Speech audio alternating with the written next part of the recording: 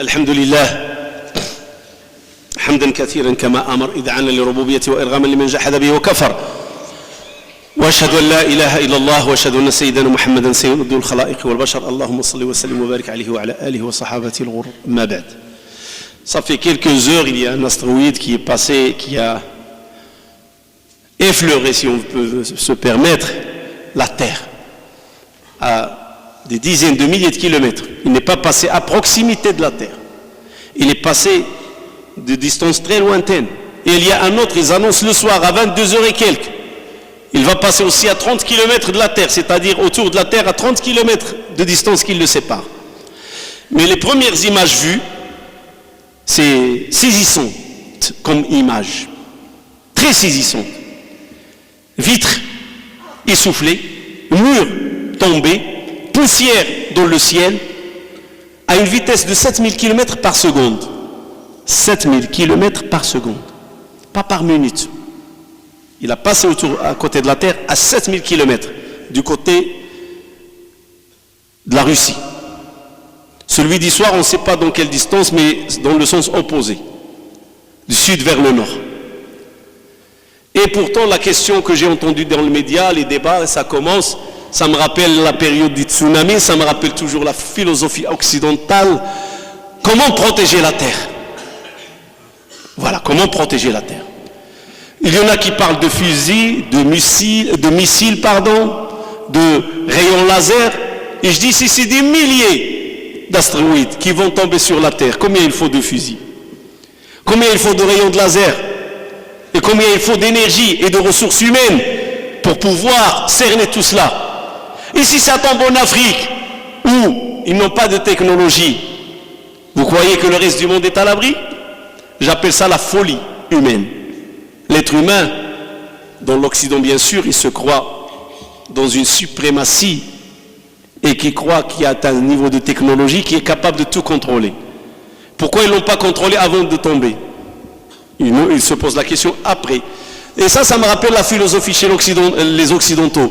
Une fois dans un bâtiment, une ascenseur elle est tombée, elle est en panne, le câble s'est détaché, révision de tous les ascenseurs de la France. C'est ça la philosophie. Il est basé sur le principe, un événement anodin, un fait divers, il suscite une sensibilisation générale pour sécuriser les hommes, parce que les gens aujourd'hui sont des gens de dunya. C'est la dunya. Il faut toujours qu'il y ait un fait divers pour qu'on se pose des questions. Musulmans, on a notre opinion à dire, comme d'habitude, l'islam il fait partie de cette vie, il fait partie de cette terre, on a quoi dire nous aussi. Comment protéger la terre? L'approche religieuse. Omar ibn Abdel Aziz, quand il était prince des croyants, son gouverneur de la ville de Hims, pour l'histoire, la Syrie, le Liban, la Palestine, la Jordanie, tout ça on l'appelle Cham. Et Cham, il était sous le pouvoir des Byzantins et de religion chrétienne. Avec l'arrivée de l'islam, les musulmans, ils ont chassé le christianisme et les byzantins du Cham. Et l'islam s'est installé. Mais les accrochages n'ont pas cessé. De temps en temps, les byzantins, ils reviennent. Peut-être qu'ils vont arriver, peut-être, à reprendre ce qu'ils croyaient leur appartenait. Bilad Cham. Et d'ailleurs, le Quds fait partie, Jérusalem fait partie de cette région totale.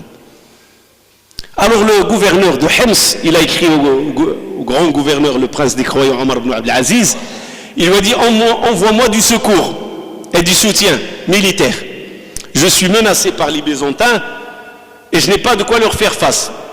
Et aussi pour l'histoire à vous informer que toujours les batailles entre les musulmans et les autres se sont passées avec un déséquilibre au niveau des nombres des soldats et de l'armée. Toujours.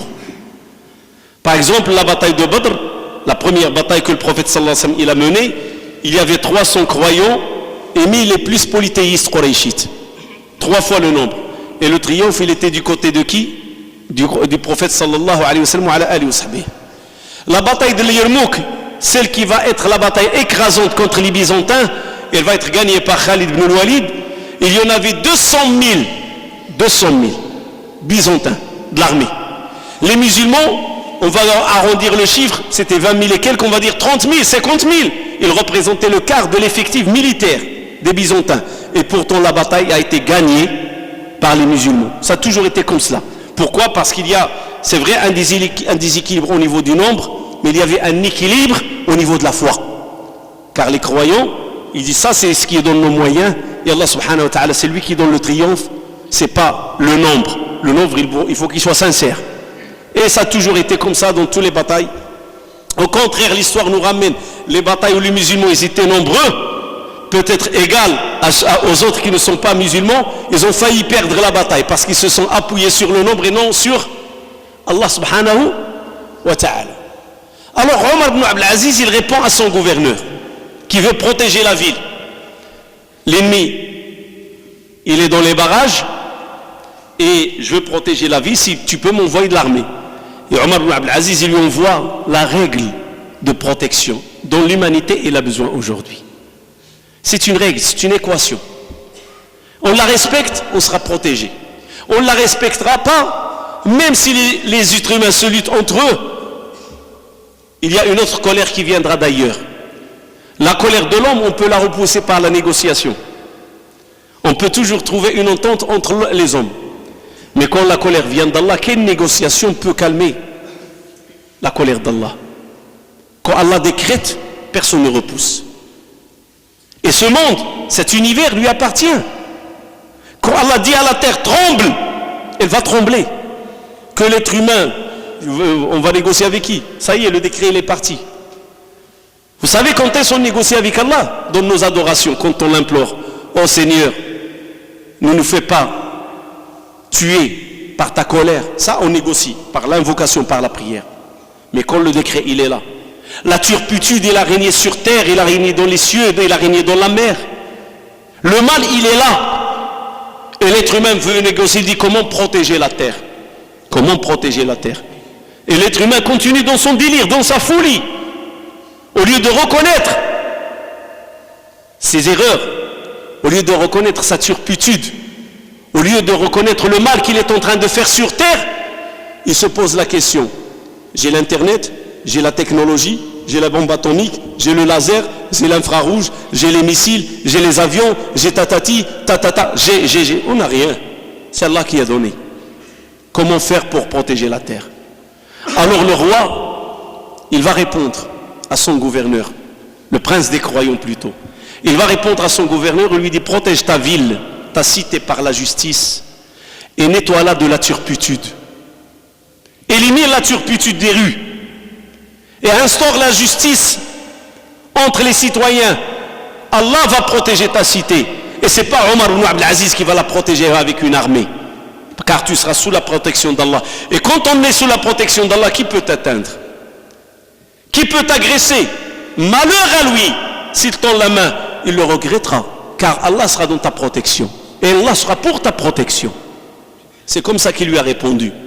Pourquoi? Parce qu'une cité dans laquelle justice établie, une cité propre, noble, il n'y a pas de turpitude, on élimine, c'est-à-dire le minimum. C'est pas 100% impossible, il y en aura toujours des pervers dans la société, mais que ça se passe à l'intérieur de chez eux, pas dans l'espace commun. L'espace commun, c'est les lieux publics. Les lieux publics doivent être propres. C'est ce qu'il a dit Omar ibn Abdel Aziz. Nettoyage, les lieux publics propres. Et maintenant, celui qui veut faire la turpitude chez lui, il est roi chez lui. L'islam n'intervient pas chez les gens. L'islam n'installe pas des webcams chez les gens pour les surveiller. Interdit. Au-delà de la porte principale chez toi, personne n'a un regard sur toi. Personne. L'islam l'interdit formellement. Quand Omar ibn Khattab, qu'Allah l'agrée, un jour il est passé dans la ville de Médine, il a entendu du bruit, il a prêté oreille, il a entendu quelqu'un qui est ivre, soulard, en train de délire. Alors Omar il a traversé par le mur, il a sauté le mur, il est rentré chez lui. Il lui a dit, ennemi d'Allah, tu crains pas, tu es dans la ville du prophète et tu bois l'alcool? Il lui dit, doucement prince des croyants, moi j'ai fait un péché, toi t'en as fait 3.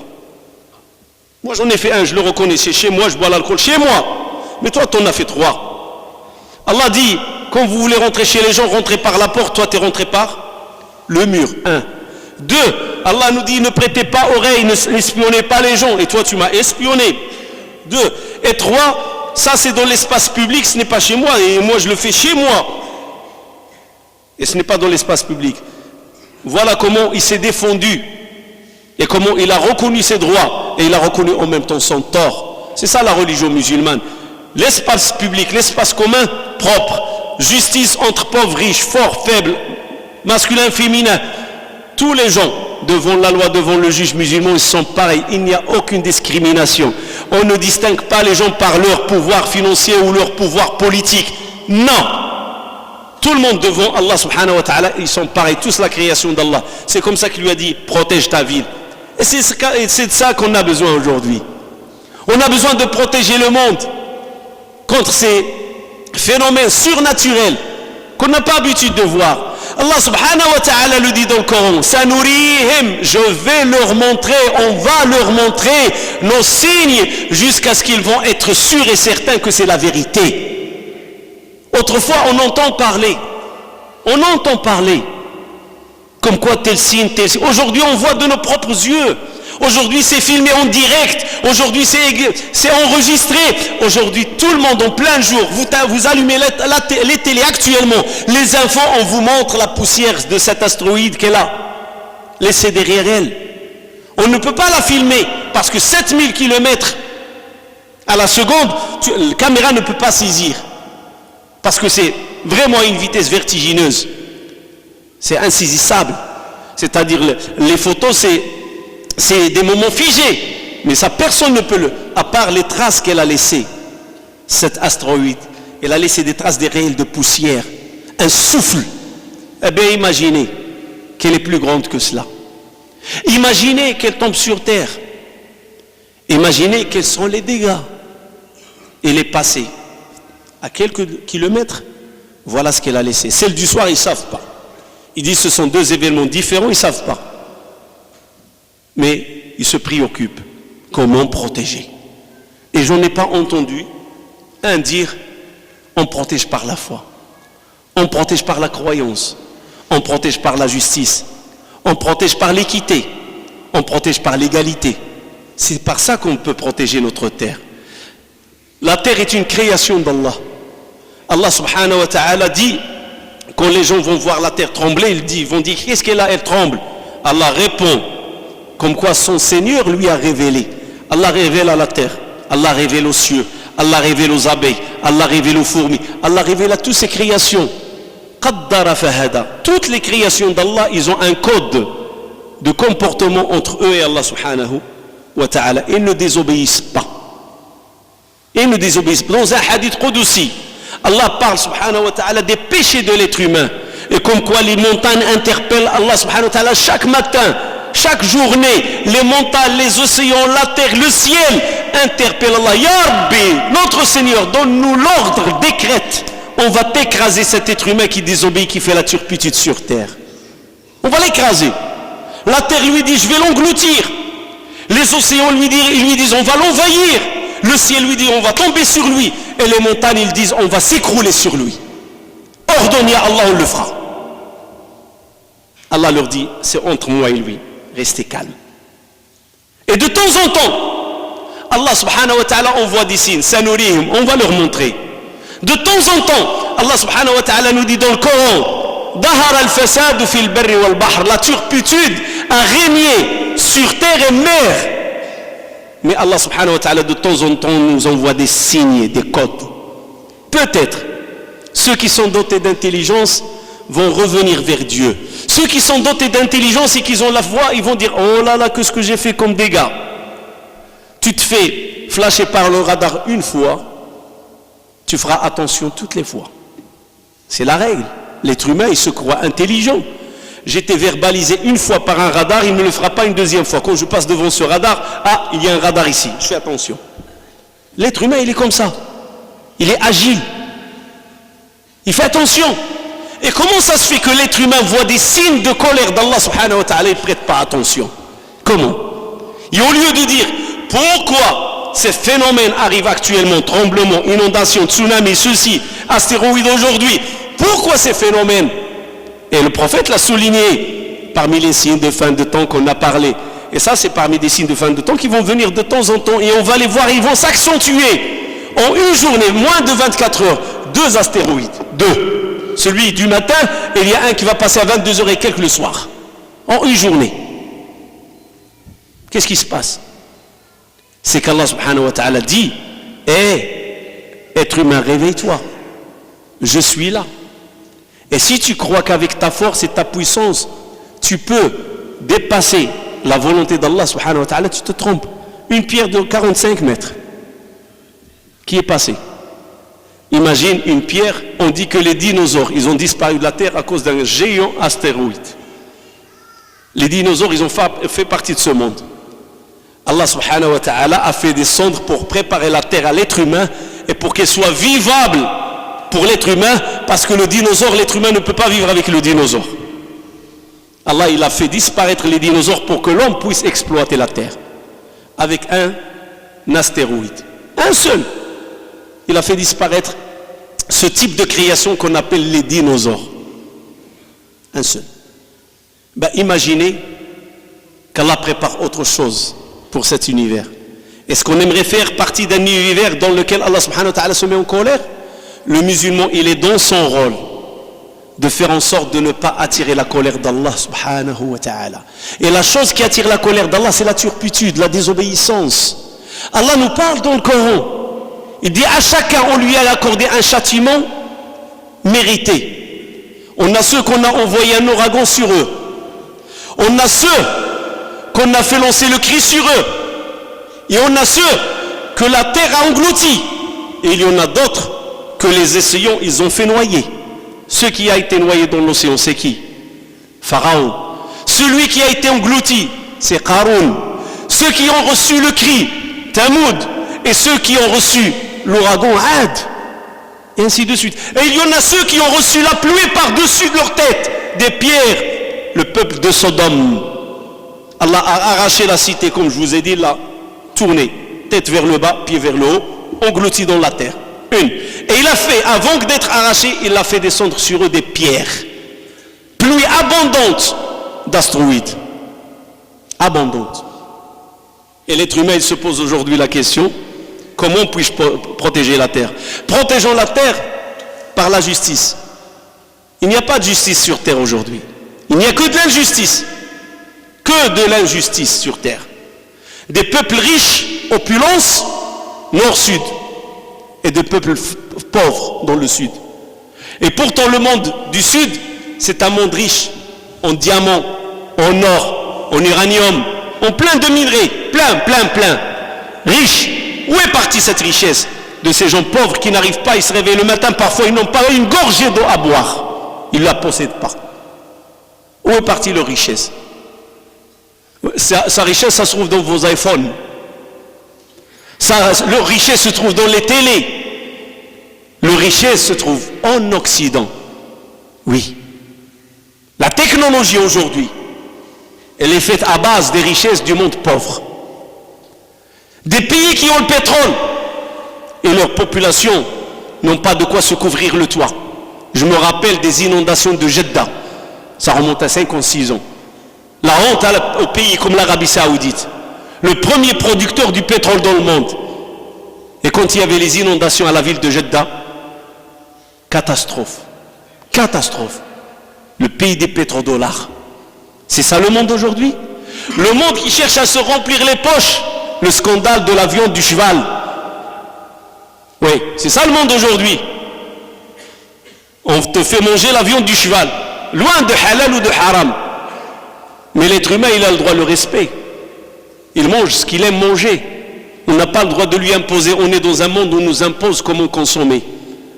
Où nous ont imposé le quick, où nous ont imposé le Mac, où nous ont imposé le fast-food, ils nous ont imposé les snacks, ils nous ont imposé le shish kebab, ils nous ont imposé plein de choses. Et aujourd'hui, ils imposent aux gens la viande du cheval. Attention à la viande des rats, ça coûte moins cher. Parce que c'est ça l'être humain aujourd'hui, se remplir les poches. Et peu importe les moyens. À un certain moment, j'étais petit, j'étais jeune, on entend tel boucher, ils ont trouvé qu'ils vendent la viande de l'âne. Je dis, mais c'est pas possible. Ah, tel boucher, ils ont trouvé la viande du chien. Je dis, c'est pas possible, on était naïfs. On était petits encore, 10 ans, 11 ans. Ça passait pas dans notre esprit. Comment quelqu'un peut faire goûter à ses frères la viande de chien? Mais en grandissant, l'être humain n'a pas de scrupules. L'être humain, il est avide. Tama. Alors, l'image, elle est belle, mais le fond, il est mauvais. L'image, il nous montre que l'Occident, il se porte bien, mais il ne se porte pas bien. L'Occident, il est en train de souffrir. L'Occident, aujourd'hui, ce qui arrive dans le monde, c'est les premiers à se soucier. Vous savez, parce que celui qui est pauvre ne se soucie pas. Il est pauvre, qu'est-ce qu'il va faire? Allez, que la terre tremble. Qu'est-ce qui lui va arriver? Mais le malheur, celui qui souffre, vous savez c'est qui? Qui a fait tout en sorte pour profiter dans ce monde. Et la surprise, on dit que la terre a tremblé, on dit que un grand astéroïde qui est passé à côté de la terre, son cœur il s'arrête. Vous savez pourquoi son cœur il s'arrête? Je ne vais pas profiter de mon paradis sur terre. Et son cœur s'arrête. L'amertume, le regret. Et c'est pour ça qu'on pose la question.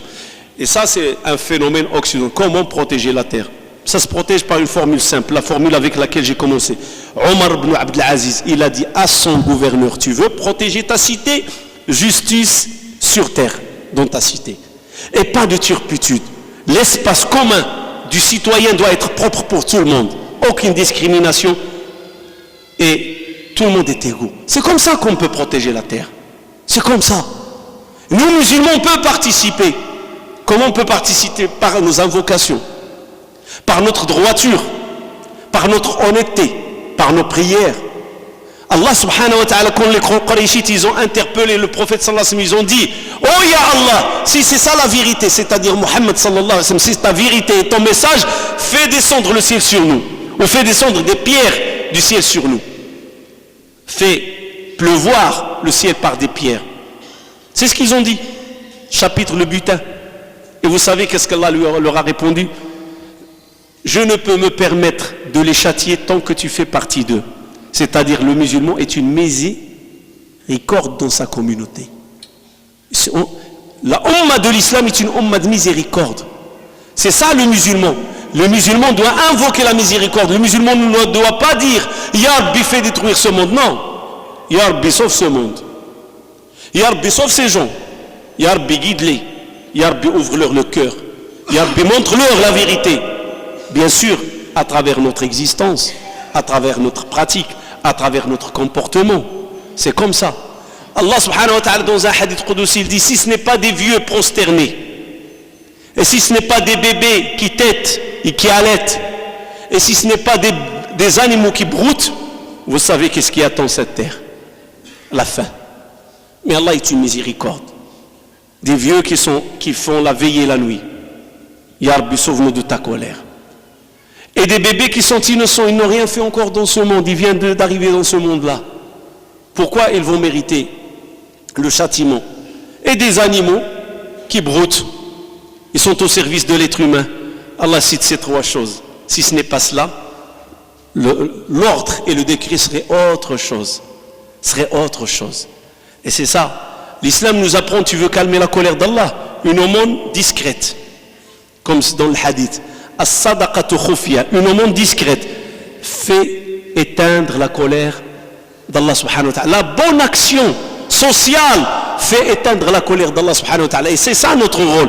On veut protéger la terre. Voilà la voie par laquelle protéger la terre. Voilà la voie. Aujourd'hui, si on se fie pour le mariage pour tous, pour le Pax, pour le ceci, pour cela, ça ne concerne pas que la France, croyez-moi. Il y a des pays qui ont précédé la France, l'Espagne, la Hollande, l'Australie, les États-Unis, le Canada. La France, de ce côté-là, elle traîne. Parmi les derniers pays à autoriser le mariage pour tous. Il y en a des pays qui l'ont précédé. Et après, l'être humain, il va dire, mais qu'est-ce qui en est? Qu'est-ce qui arrive au monde? Pourquoi ces astéroïdes? Pourquoi ces déluges? Pourquoi ces ouragans? Pourquoi ces tremblements? Qul huwa min indi. Regardez que ce que vous êtes. Cet univers appartient à Allah et cet univers, il sait qu'il a été créé par Allah et normalement on doit l'exploiter dans l'agrément d'Allah. Mais l'être humain, comment il l'exploite aujourd'hui? Dans la colère d'Allah subhanahu wa ta'ala. Et c'est tout à fait normal que cet univers, de temps en temps, il tremble, de temps en temps, il nous montre sa colère, il la manifeste. De temps en temps, on reçoit des gifles. Peut-être qu'on va se réveiller et revenir vers Dieu. Inna Allah wa malaikatahu yusalluna 'alan nabi. Ya ayyuhalladhina amanu sallu 'alayhi wa sallimu taslima. Allahumma salli 'ala sayyidina Muhammad wa 'ala ali sayyidina Muhammad kama sallaita 'ala sayyidina Ibrahim wa 'ala ali sayyidina Ibrahim wa barik 'ala sayyidina Muhammad wa 'ala ali sayyidina Muhammad kama barakta 'ala sayyidina Ibrahim wa 'ala ali sayyidina Ibrahim fil 'alamin innaka Hamidun Majid. اللهم اجعل جمعنا هذا جمعا مرحوما واجعل تفرقنا من بعده سالما من الشر معصوما ولا تدع بيننا ولا منا شقي ولا محروما اللهم اغفر لنا فيه ذنوبنا وكفر عنا سيئاتنا واقض حوائجنا واستر عيوبنا ويسر امورنا ويمن كتابنا وان توفيتنا مسلمين اللهم يا رحمن ويا رحيم ارحم المسلمين والمسلمات المؤمنين والمؤمنات الاحياء منهم والاموات اباء والامهات اخوان والاخوات ابناء والبنات إنك سميع مجيب الدعوات اللهم من أرادنا وأراد إسلامنا بخير فوفقه وأعنه ومن أرادنا وأراد إسلامنا بسوء فاجعل دائرة السوء عليه اللهم إنا نجعلك في نحورهم ونعوذ بك من شرورهم اللهم يا كافك فينا بما شئت وما شئت ومتى شئت وكيف ما شئت اللهم هيئ لهذه الأمة أمر رشد يعز فيه أهل طاعتك ويذل فيه أهل معصيتك اللهم هيئ لهذه الأمة أمر رشد يعز فيه أهل طاعتك ويذل فيه أهل معصيتك اللهم هيئ لهذه الأمة أمر رشد يعز فيه أهل طاعتك ويذل فيه أهل معصيتك اللهم إنا نسألك من خير ما سألك منه نبيك ونستعيذ بك مما استعاذ منه نبيك نبي الرحمة سيدنا محمد صلى الله عليه وسلم اللهم لا تقتلنا بغضبك اللهم لا تقتلنا بغضبك اللهم لا تقتلنا بغضبك لا إله إلا أنت سبحانك إنا كنا من الظالمين لا إله إلا أنت سبحانك إنا كنا من الظالمين لا إله إلا أنت سبحانك إنا كنا من الظالمين مجموعة ديال الأدعية وأبدأها بدعاء الآباء أولا إلى الأولاد يعني البارح جاتني شكوى من ناحية الجروم ماي أن هناك ناس كيشتغلوا فيما يسمى بالسباس فير يعني العشب كينظفوا كيطهروا كيتعداو عليهم أولاد من أولاد المسلمين كيمنعوهم من التنظيف وانا توجه للاخوه اللي كيسكنوا je m'adresse à ceux qui habitent dans le côté du Grand Mail s'il vous plaît il y a des gens qui sont en train de travailler l'espace vert parce qu'il y avait un délit et quelqu'un il a dit à la police il est passé par là et les jeunes lui en veulent ils l'ont traité d'indicateurs ils l'ont traité ils les ont empêchés de travailler ils vont reprendre leur travail le 19 راه هاد الناس غيرجعوا للخدمه ديالهم نهار 19 حنا كنتكلموا كيفاش نحافظوا على الارض on parle comment protéger cet univers comment protéger notre environnement. Et une des façons par laquelle on peut protéger notre environnement, c'est participer à la sécurité, participer à la paix. Il faut que nos enfants, garçons, filles, parents, pères, mères, tout le monde participe à la paix dans la cité. Tout le monde doit participer que la paix règne. On ne dit pas faire la police, on dit seulement dites à nos enfants, ce qui est intérêt commun, il faut le préserver. L'espace vert, c'est un intérêt commun. Ces gens-là qui travaillent pour les agences, là, pour les HLM, il faut les respecter. Il faut le nettoyage, il faut ceci, on ne peut pas être content de tout. Mais il y a un minimum. Respectons les gens qui travaillent. Laissez-les faire leur travail. Parce que, regardez, je vais être franc. Vous savez, dans la paille, il y a ceux qui sont avec les papiers, ce sont les papiers. Imaginez que, comme il m'a raconté le frère, 2 bus de CRS qui vont descendre à 7 h du matin. Il y a des gens... Ils n'ont pas le papier, il va sortir chercher un morceau de pain. Il va se faire choper, contrôler, monte. À cause de qui? À cause de qui? On ne le voit pas. Des bus qui ne font plus les cités. À cause de qui? L'autre fois j'ai parlé à des vieux, pourquoi vous ne venez pas à la mosquée? Il n'y a plus de bus dans la cité, dans les grands dans les petites rues. Pourquoi? Parce que nos enfants leur font des problèmes. Et les vieux, qui ont 60 ans, 70 ans avec sa canne, il doit faire 500 mètres à 1 kilomètre à pied pour aller prendre le bus.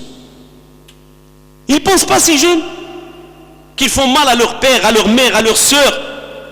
Ils font mal à la communauté. Et après on dit pourquoi la colère? La colère, il y a quelque chose qui motive par derrière la colère. Alors il est dans notre rôle. C'est un message, j'ai été interpellé et je dois le dire.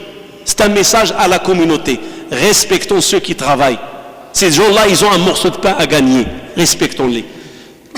Inch'Allah, dua, نسأل الله سبحانه وتعالى يصلح أولادنا ذكورا وإناثا ويصلح أنفسنا ودعاء كذلك للسيدة بالتوفيق والحفظ والصون، ودعاء لامرأة توفي زوجها، نسأل الله سبحانه وتعالى أن يعوض عنه في الجنان، أن تلقاه مؤمنة مسلمة إن شاء الله ويجمع الله بينهما، ونسأل الله أن يرزقها الصبر والسلوان.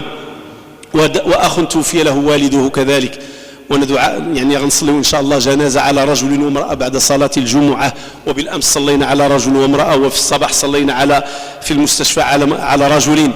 يعني هالموت نحن نراه الجيل الأول ما شاء الله كيمشي، يعني لا يمر يوم إلا وفيه جنازة تقريبا. يخبرني الأخ المسؤول على الدفن قال لي أصبحنا في 40 ميت في مونبولي تقريبا في الشهر، أو في الناحية هذه في لونغدوك، عفوا في لونغدوك روسيو. قال لي 40 ميت نرسلها من غير الذين يدفنون فيه، هذا يرسلون يا إما إلى المغرب يا إما إلى الجزائر يا إما إلى تونس. فنسأل الله سبحانه وتعالى الرحمة لأموات المسلمين أجمعين، نسأل الله سبحانه وتعالى أن يدخلهم في فسيح جنانه ويجعلهم في رضوانه، ونسأل سبحانه وتعالى أن يلحقنا بهم مسلمين إن شاء الله. ودعاء لزوج وزوجة أن يجمع الله بينهما بالمودة والرحمة. اللهم إنا نعيدهما بكلمتك التامات من شر ما خلقت، اللهم إنا نعيدهما بكلمتك التامات من شر ما خلقت، اللهم إنا نعيدهما بكلمتك التامات من شر ما خلقت. ونخبركم أننا وصلتنا فاتورة الغاز والكهرباء. On a reçu la facture du gaz et de l'électricité pour les 2 mois. La facture, il remonte à 1709 € sur 2 mois. C'est-à-dire, si on la divise par 2, on va arrondir, c'est 800, c'est 900 € par mois, par 2 mois pour l'électricité, et 900 € par 2 mois pour le gaz. La semaine passée, on a ramassé 1400 € quand on a fait la collecte pour l'imam et le concierge. Et cette semaine, on va, Inch'Allah, encore ramasser pour pouvoir combler le vide de la facture de 1700 €, le total, pour arriver au tout. Si on peut ramasser ce vendredi 2000 €, نسأل الله سبحانه وتعالى qu'il bénéficie bien. إذا استطعنا نجمع في الجمعة 2000 € فنسأل الله أن يجعلها في ميزان الحسنات وأن يتقبلها منكم ويجعلها رحمة لكم ولأموات المسلمين أجمعين. ومعنا فتاة ستعلن الإسلام بعد الصلاة كذلك. سبحان ربك رب العزة عما يصفون وسلام على المرسلين والحمد لله رب العالمين.